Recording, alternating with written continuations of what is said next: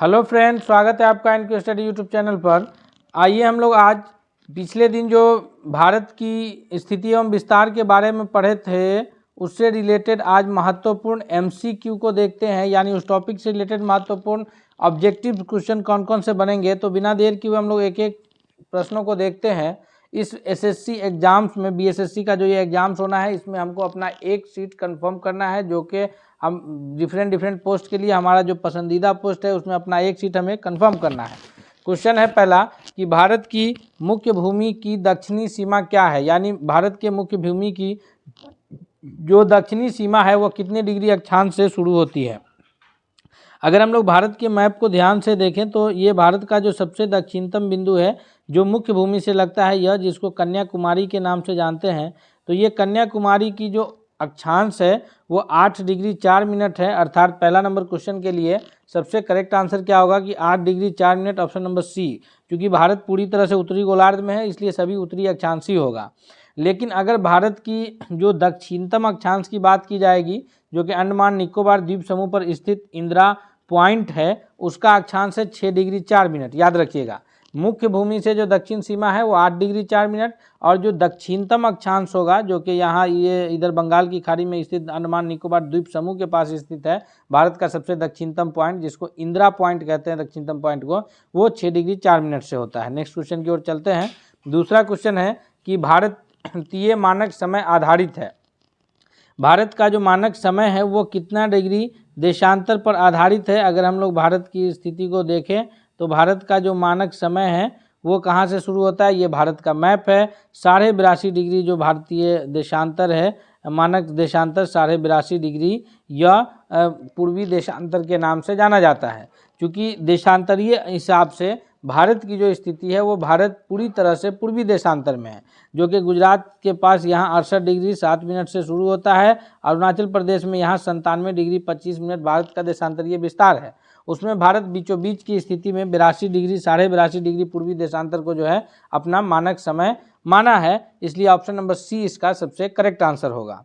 आप लोग से भी गुजारिश है कि आप कमेंट करके उत्तर बता सकते हैं, तथा साथ ही साथ दोस्तों अगर आप चैनल पर नए हैं तो आप चैनल को सब्सक्राइब करके बेल आइकन को दबा लीजिए, क्योंकि बीएसएससी की बेहतरीन तैयारी आपको यहाँ से उपलब्ध कराई जाएगी। रोजाना आपको जो है हर टॉपिक से क्लास और प्रैक्टिस सैंपल प्रैक्टिस क्वेश्चन जो है जीके और जीएस का, जिसमें साइंस और इतिहास भूगोल नागरिक के रिलेटेड क्वेश्चन शामिल होंगे। मैथ और रीजनिंग्स का क्लास इस बार हम अभी एफर्ट नहीं करा पा रहे हैं। अगले सवाल की ओर चलते हैं। नेक्स्ट क्वेश्चन है, क्वेश्चन नंबर तीसरा है कि भारत की स्थलीय सीमा की लंबाई कितनी है। ये जो आज का जो टोटल प्रश्न है यह सभी पिछले क्लास में जो हमने टॉपिक्स पढ़ाए थे उससे रिलेटेड मॉक टेस्ट है। आप वो क्लास नहीं देखे हैं तो उसका लिंक भी इसी वीडियो के डिस्क्रिप्शन में मौजूद है, आप यहाँ से भी उस वीडियो को देख सकते हैं। भारत की जो ये स्थलीय सीमा है प्रायद्वीपीय भारत से ऊपर, यानी पाकिस्तान, चीन, अफगानिस्तान, नेपाल, भूटान, बर्मा, बांग्लादेश, इन सभी से जो स्थलीय सीमा लगती है उसकी कुल लंबाई कितनी है। तो तीसरा नंबर क्वेश्चन का सबसे सही उत्तर हो जाएगा ऑप्शन नंबर डी, कि भारत की जो स्थलीय सीमा लगती है उसकी कुल लंबाई जो है वो 15,200 किलोमीटर है। और नीचे जो इधर जलीय सीमा लगती है अरब सागर से, हिंद महासागर से और बे ऑफ बंगाल से, बंगाल की खाड़ी से, उसकी कुल लंबाई जो है यह लगभग 7516 किलोमीटर के आसपास है। तो यानी स्थलीय सीमा की लंबाई 15,200 किलोमीटर है और जलीय सीमा की लंबाई 7516.5 किलोमीटर है। नेक्स्ट क्वेश्चन नंबर चौथा है कि भारत के उत्तर से दक्षिण की लंबाई कितनी है। जी, भारत मैप का अगर हम लोग इस पर चर्चा करें तो भारत की उत्तर से दक्षिण की लंबाई पूछा जा रहा है, यानी ऐसे समझिए कि कश्मीर से कन्याकुमारी की लंबाई कितनी है। तो ये जो उत्तर से दक्षिण की लंबाई है भारत की, इसका सबसे सही उत्तर ऑप्शन नंबर बी है, यानी कि 3214 किलोमीटर है। और पूरब से पश्चिम जो है, यानी ईस्ट से वेस्ट, पूरब से पश्चिम जो है वो 2933 किलोमीटर है। याद रखिएगा। अगले सवाल की ओर बढ़ते हैं। नेक्स्ट सवाल है, क्वेश्चन नंबर 5 है। 5वां नंबर क्या कह रहा है कि भारत का क्षेत्रफल विश्व के कुल भौगोलिक क्षेत्रफल का कितना है।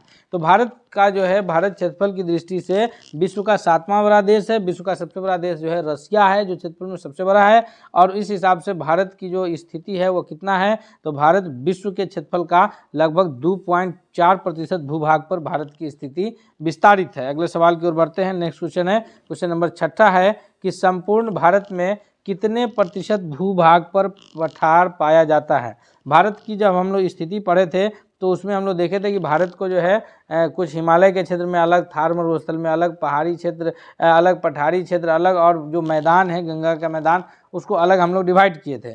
उस हिसाब से पठार का जो विस्तार है 6ठा नंबर क्वेश्चन के लिए वो ऑप्शन नंबर सी हो जाएगा कि भारत में लगभग 27.7% भूभाग पर जो है, जो भारत का कुल क्षेत्रफल है 32 लाख, ये 32.8 लाख, उसमें 2.7% 27.7% क्षेत्रफल पर ये पठार विस्तृत है। अगला है क्वेश्चन नंबर 7 है कि भारत का एकांक आर्थिक अपवर्जक क्षेत्र जो है एक्सक्लूसिव इकोनॉमिकल जोन जो है यह संलग्न क्षेत्र से कितना है। तो भारत की जो स्थिति बनती है, यानी भारत का जो ये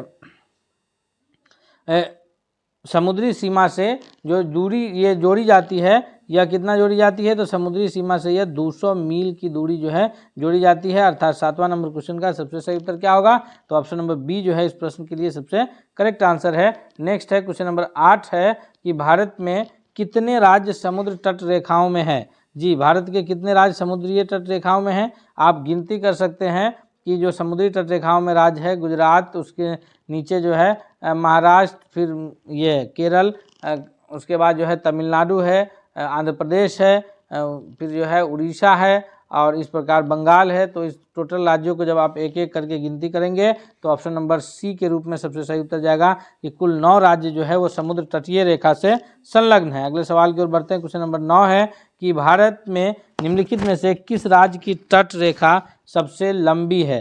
तट रेखा जो है वो सबसे लंबी, सबसे किनारे में किस राज्य की है। महाराष्ट्र की है, केरल की है, गुजरात की है, या पश्चिम बंगाल की है। ये सभी राज्य जो है ये जलीय सीमा से भी कनेक्ट होते हैं, और गुजरात जो है वो स्थलीय रूप से भी कनेक्ट है। तो इसका जो सबसे सही उत्तर है 9वां के लिए कि सबसे जो लंबी तट रेखा है वो सबसे पश्चिमी राज्य गुजरात की है। जो यहाँ पर जो स्थिति बनती है गुजरात राज्य की, सबसे लंबी तटीय सीमा वाला राज्य वही गुजरात राज्य है। ऑप्शन नंबर सी सबसे करेक्ट आंसर है। क्वेश्चन नंबर 10 है कि निम्नलिखित भारतीय राज्यों में से किससे होकर कर्क रेखा नहीं गुजरती है। कर्क रेखा जो है मुख्य रूप से 8 राज्यों से गुजरती है, याद रखिएगा। मित्र पर गमछा झार, मित्र पर गमछा झार, यानी इससे क्या क्या हो जाए, मी से मिजोरम, त्र से त्रिपुरा, प से पश्चिम बंगाल, र से राजस्थान, ग से गुजरात, म से मध्य प्रदेश, छ से छत्तीसगढ़ और झा से झारखंड। यही 8 राज्यों से होकर के गुजरती है। तो उसमें देखिए मध्य प्रदेश का भी नाम है, गुजरात का भी, झारखंड का भी, लेकिन उत्तर प्रदेश का नाम, बिहार का नाम कहीं नहीं आता है। अर्थात उत्तर प्रदेश जो है सही उत्तर हो जाएगा कि उत्तर प्रदेश से होकर के कर्क रेखा नहीं गुजरती है। अगला सवाल है क्वेश्चन नंबर 11 है कि वह कौन सी अक्षांश रेखा भारत के मध्य से होकर के गुजरती है। तो अक्षांश रेखा जो भारत के बीचों बीच से होकर के गुजरती है वो कौन सी अक्षांश रेखा है। तो इस सवाल के लिए सबसे सही उत्तर क्या हो जाएगा कि यह 23.5 डिग्री उत्तरी अक्षांश है। और इस 23.5 डिग्री उत्तरी अक्षांश को किस नाम से जानते हैं, तो इसको कर्क रेखा के नाम से जानते हैं, जो भारत के 8 राज्यों से होकर के गुजरती है। अर्थात ऑप्शन नंबर ए जो है सबसे सही उत्तर है 11वां नंबर प्रश्न के लिए। अगले क्वेश्चन की ओर चलते हैं। नेक्स्ट क्वेश्चन कौन सा है, क्वेश्चन नंबर 12 है कि भारत का दक्षिणतम पॉइंट कौन है। अभी हम लोग इस पर चर्चा किए थे कि भारत का जो दक्षिणतम पॉइंट है वो स्थल सीमा से तो कन्याकुमारी है, जो कि 8 डिग्री 4 मिनट उत्तरी अक्षांश से शुरू होता है। लेकिन जो जलीय सीमा से लेकर के भारत का सबसे दक्षिणतम पॉइंट है 6 डिग्री 4 मिनट वाला, उसका नाम है इंदिरा पॉइंट, यानी option number C correct answer होगा। और ये जो इंदिरा कॉल है ये उत्तरी पॉइंट है। नॉर्थ पॉइंट कौन है, इंदिरा कॉल, और दक्षिणतम पॉइंट कौन है, इंदिरा पॉइंट। नेक्स्ट है क्वेश्चन नंबर 13 है कि भारतीय भूमि का सर्वाधिक उत्तरी भाग है। सबसे उत्तरी भाग कौन सा है, तो अभी हम लोग इस पर पीछे सब अभी चर्चा कर लिए हैं। तो इसमें बिना देर के हुए हम लोग आगे बढ़ेंगे कि इंदिरा कॉल जो है वो भारत भूमि का सबसे उत्तरी भाग है, और सबसे दक्षिणी भाग जो है वो इंदिरा पॉइंट है। लेकिन स्थल सीमा से अगर दक्षिण को जोड़ेंगे तो वह कन्याकुमारी है। नेक्स्ट क्वेश्चन है क्वेश्चन नंबर 14 है कि दक्कन पास किसके किसके बीच है। दक्कन पास जो स्थित है वह किनके किनके बीच स्थित है। इस प्रश्न का उत्तर आप लोग कमेंट करके बता सकते हैं। 14वां नंबर क्वेश्चन के लिए इसका जो सबसे सही उत्तर है कि दक्षिणी अंडमान और छोटा अंडमान के बीच जो है दक्कन पास स्थित है। अगले क्वेश्चन की ओर बढ़ते हैं। क्वेश्चन नंबर 15 है। 15 नंबर क्वेश्चन कह रहा है कि श्रीलंका को भारत से पृथक करती है। भारत श्रीलंका को पृथक अलग अलग करने का काम कौन करता है, ग्रेट चैनल, 8 डिग्री चैनल, पाक जल संधि या 10 डिग्री चैनल। तो सही उत्तर के रूप में ऑप्शन नंबर सी जाना जाएगा कि पाक जल संधि के द्वारा जो है भारत को ये श्रीलंका से अलग किया जाता है। नेक्स्ट क्वेश्चन है, क्वेश्चन नंबर 16 है कि भारत तथा चीन के बीच सीमा बनाने वाली रेखा कौन सी है। यानी भारत और चीन के बीच जो सीमा रेखा है उसको किस नाम से जानते हैं। तो भारत और चीन के बीच की सीमा रेखा को जानते हैं मैक मोहन लाइन से, यानी option number B correct answer है। पाकिस्तान और भारत के बीच की जो सीमा रेखा है उसको जानते हैं रेड क्लिफ लाइन से, और पाकिस्तान अफगानिस्तान के बीच की जो सीमा रेखा है उसको डुरंड लाइन के नाम से जानते हैं। हालांकि डुरंड लाइन जो है भारत अफगानिस्तान से भी कह सकते हैं। जब अंग्रेजों का शासन था तो अंग्रेजों ने डुरंड लाइन खींच करके अफगानिस्तान को अलग किया था। उस वक्त पाकिस्तान का कहीं से कोई कॉन्सेप्ट नहीं था, और ये बांग्लादेश चूँकि आज़ादी के समय पूर्वी पाकिस्तान बना था, इसलिए उस वहाँ भी लकीर खींचने का जो काम है वो सर जॉन रेडक्लिफ ही किए थे। इसलिए भारत और बांग्लादेश के बीच की जो सीमा रेखा है वो भी रेडक्लिफ लाइन के नाम से ही जाना जाता है, और जो भारत चीन के बीच है वो मैकमोहन लाइन से जानते हैं। क्वेश्चन नंबर 17 है कि निम्नलिखित में से कौन सा देश भारतीय उपमहाद्वीप के अंतर्गत शामिल नहीं होता है। भारतीय उपमहाद्वीप के अंतर्गत शामिल जो देश है उसमें पाकिस्तान, नेपाल, श्रीलंका और बांग्लादेश। तो इसमें जो उपमहाद्वीप में शामिल देश नहीं है उसका ऑप्शन नंबर सी सबसे सही उत्तर है कि श्रीलंका जो है वो भारतीय उपमहाद्वीप में शामिल देश नहीं है।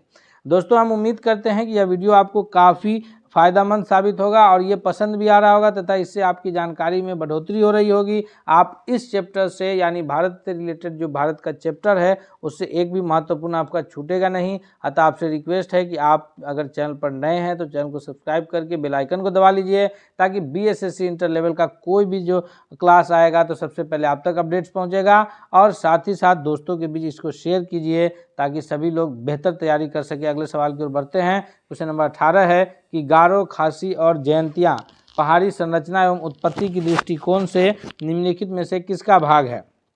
जी, गारो, खासी एवं जयंती पहाड़ियाँ जो है संरचना एवं उत्पत्ति की दृष्टि से यह पूर्वोत्तर की पहाड़ी का भाग है, अर्थात ऑप्शन नंबर बी जो है इसका सबसे करेक्ट आंसर है। क्वेश्चन नंबर 19 है कि कोंकण तट कहाँ से कहाँ तक विस्तृत है। जी, कोंकण तट जो है वो गोवा से कोच्चि के बीच है, या गोवा से दीव के बीच है, या गोवा से दमन के बीच है, या फिर गोवा से मुंबई के बीच है। तो इसका सबसे सही उत्तर ऑप्शन नंबर सी है कि कोंकण तट जो है वह गोवा से लेकर के और दमन के बीच तक का स्थित हिस्सा कोंकण तट के नाम से जाना जाता है। नेक्स्ट क्वेश्चन है 20 कि लक्षद्वीप समूह कहाँ स्थित है।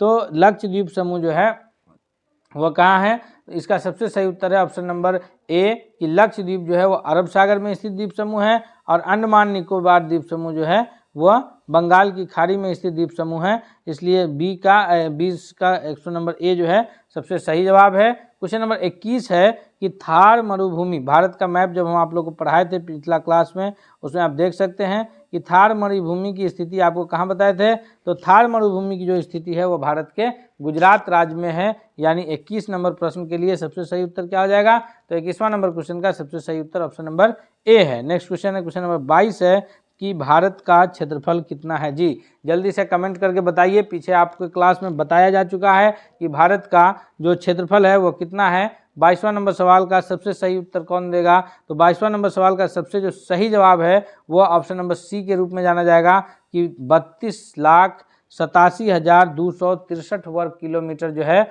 भारत का क्षेत्रफल है। दोस्तों, यह जो प्रश्न हमने तैयार किए हैं, पिछला नोट्स हो या यह प्रश्न हो, यह NCERT और SCERT की किताबों से तैयार किया गया है। अतः आप एक एक महत्वपूर्ण प्रश्नों को कीजिए। हम ये जो प्रश्न लाए हैं इससे आने वाला इस चैप्टर से चाहे प्रश्न किसी भी प्रकार से हो घुमा करके आपका नहीं छूटेगा। अगला क्वेश्चन है जो कि SSC में पूछा गया है कि निम्नलिखित में से हिमालय का पर्वत जो है पर्वतीय प्रदेश है। कौन सा पर्वतीय प्रदेश है हिमालय। शिवालिक, ट्रांस हिमालय, बृहत हिमालय या फिर अरावली। तो कौन सा पर्वतीय प्रदेश, 23वां का सबसे सही उत्तर क्या हो जाएगा। तो ऑप्शन नंबर ए कि हिमालय का जो पर्वतीय प्रदेश है वो शिवालिक है। ट्रांस हिमालय, बृहत हिमालय या अरावली हिमालय का नहीं है। क्वेश्चन नंबर 24 है कि हिमालय की उत्पत्ति किस भूसन्नति से हुई है। कौन से यहाँ से हुआ है, यह फोर्स में सवाल पूछा गया है। इसका जो सही जवाब है वो क्या होगा। तो 24वां नंबर सवाल के लिए जो सबसे सही जवाब है कि हिमालय की जो उत्पत्ति हुई है वह तेथिस सागर से हुआ है, अर्थात 24 नंबर क्वेश्चन का सबसे सही उत्तर ऑप्शन नंबर ए के रूप में जाना जाएगा। नेक्स्ट क्वेश्चन की ओर चलते हैं। क्वेश्चन नंबर 25 है कि उत्तराखंड का सबसे ऊंचा पर्वत चोटी कौन सा है। उत्तराखंड का सबसे ऊंचा पर्वत चोटी जो है वह कौन है। यह PCS प्री एग्जाम्स में कई बार पूछा गया है। उत्तराखंड का सबसे ऊंची चोटी, इसका सबसे सही जवाब जो है 25वां नंबर क्वेश्चन का ऑप्शन नंबर डी है कि उत्तराखंड का जो सबसे ऊंची चोटी है वह नंदा देवी के नाम से जाना जाता है। नेक्स्ट क्वेश्चन है क्वेश्चन नंबर 26 कि काली एवं तिस्ता नदी के बीच जो हिमालय का भाग है उसको किस नाम से जानते हैं। काली एवं तिस्ता नदी के बीच का जो हिमालय का भाग है, यह क्वेश्चन हालांकि झारखंड पुलिस में पूछा गया था। 26वां नंबर क्वेश्चन का जो सबसे सही जवाब है वो ऑप्शन नंबर बी है कि वह नेपाल हिमालय के नाम से जानते हैं। हिमालय को जो दो नदियों के बीच बंटवारा किया गया है उस हिसाब से काली और तिस्ता नदी के बीच का जो भाग है वो नेपाल हिमालय के नाम से जाना। अब आगे है क्वेश्चन नंबर 27 है कि भारत में कौन सी पर्वत श्रेणी सबसे नवीनतम है। सह्याद्री है, अरावली है, हिमालय है या फिर सतपुरा है। तो इसमें से जो सबसे नवीनतम यानी सबसे नया पर्वत श्रेणी है वो कौन सा है। तो इसका जो सबसे सही जवाब है कि भारत की जो सबसे नवीनतम पर्वत श्रेणी है वो ऑप्शन नंबर सी है कि हिमालय जो है वो भारत की सबसे नवीनतम पर्वत श्रेणी है। नेक्स्ट क्वेश्चन है क्वेश्चन नंबर 28 है कि भारत की भौगोलिक स्थिति के संबंध में निम्नलिखित में से कौन सा कथन सही है। भौगोलिक स्थिति के बारे में जो कथन सही है वो कौन सा है। तो भारत का जो विस्तार है भौगोलिक रूप से वह किस प्रकार है। तो भारत का विस्तार जो है भौगोलिक रूप से वह 8 डिग्री 4 मिनट उत्तरी अक्षांश से शुरू होता है और 37 डिग्री 6 मिनट उत्तरी अक्षांश के बीच स्थित है, जो कि सही है। भारत विषुवत रेखा से उत्तर में स्थित है, बिल्कुल सही है। इसी कारण भारत पूरी तरह से उत्तरी गोलार्ध में है और भारत से होकर के कर्क रेखा गुजरती है। दूसरा है कि भारत जो है 8 डिग्री 4 मिनट उत्तरी अक्षांश से लेकर के 37 डिग्री 6 मिनट उत्तरी अक्षांश के बीच विस्तृत है। तीसरा ऑप्शन है कि जो भारत की जो देशांतरीय विस्तार है वो 68 डिग्री 7 मिनट से लेकर के 97 डिग्री 25 मिनट है, जो कि ये भी सही है। अर्थात इस क्वेश्चन के लिए सबसे जो करेक्ट आंसर है वो ऑप्शन नंबर डी है कि यह सभी कथन जो है सत्य है। अगले सवाल है क्वेश्चन नंबर 29 है कि निम्नलिखित में से कौन सा राज्य पहले नेफा के नाम से जाना जाता था। किस राज्य को, भारत के किस राज्य को पहले नेफा कहा जाता था। नागालैंड राज्य था, मणिपुर राज्य है या अरुणाचल प्रदेश है या फिर असम है। इनमें से कौन सा राज्य जो है वो नेफा के नाम से जाना जाता था। तो जो सबसे सही जवाब है वो अरुणाचल प्रदेश यानी ऑप्शन नंबर सी जो है 29वां नंबर सवाल के लिए सबसे सही उत्तर है। नेक्स्ट क्वेश्चन है क्वेश्चन नंबर 30 है कि निम्नलिखित राज्यों में क्षेत्रफल के क्रम में रखे गए सही विकल्प का चयन कीजिए। तो 30वां नंबर प्रश्न का लिए सबसे सही क्या हो जाएगा कि क्षेत्रफल की दृष्टि से जो सबसे बड़ा राज्य है वह है 1 नंबर पर राजस्थान। उसके बाद जो है इन 4 राज्यों में अगर हम लोग विकल्प तलाश करें तो राजस्थान है, फिर मध्य प्रदेश है, फिर जो है महाराष्ट्र है और फिर चौथे नंबर पर उत्तर प्रदेश है। चौथे नंबर पर कौन है, उत्तर प्रदेश। अर्थात 30वां के लिए भी सबसे सही जवाब ऑप्शन नंबर सी हो जाएगा। बिहार की स्थिति की अगर हम लोग बात करें तो बिहार जो है वो भारत में क्षेत्रफल के हिसाब से 12वां बड़ा राज्य है। पहले 13वां बड़ा राज्य हुआ करता था, लेकिन 2019 में जब जम्मू कश्मीर का विघटन हुआ है तो उसके बाद अब बिहार की जो स्थिति है वो बिहार 12वां बड़ा राज्य है। इस प्रकार दोस्तों हम 30 महत्वपूर्ण प्रश्नों का सीरीज जो है इस चैप्टर से रिलेटेड जो भारत की स्थिति एवं विस्तार है उससे कंप्लीट किए हैं। हम उम्मीद करते हैं कि यह वीडियो आपको पसंद आया होगा तथा आपके परीक्षा में बहुत ही हितकारी लाभकारी साबित होने वाला होगा। चलते चलते आपसे रिक्वेस्ट है कि अगर आप चैनल पर नए हैं तो प्लीज़ आप चैनल को सब्सक्राइब करके बेल आइकन को दबा लीजिए और ये वीडियो दोस्तों के बीच शेयर कीजिए ताकि सभी लोग इस वीडियो से फ़ायदा उठा सके, सभी लोग अपना BSSC इंटर लेवल में अपना एक सीट कन्फर्म कर सके। मिलते हैं कल अगले क्लास के साथ, तब तक के लिए धन्यवाद।